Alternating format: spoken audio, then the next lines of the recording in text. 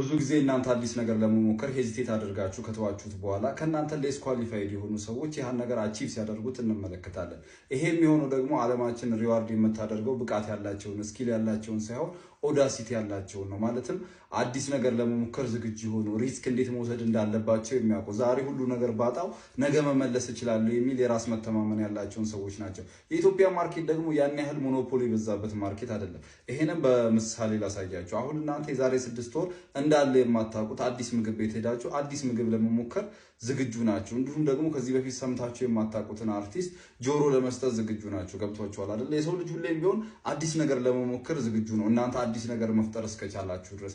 ግን ምን የሚል አስተሳሰብ አለኛ ሀበሻን እየገደለን ያለው እንትን ዘርፍ እኮ እንትና ኮንትሮል አድርጎታል፣ እንትና በስነ ስርዓት እየሰራበት ነው፣ እኔ በገባ ተስፋ የለኝም የሚል ነገር አለ። ግን ሁሌም ቢሆን አዲስ ገንዘብ ማግኛ መንገድ አለ። አዲስ ሪሌሽንሺፕ ወይም አዲስ ሰው ልትተዋወቁ ትችላላችሁ።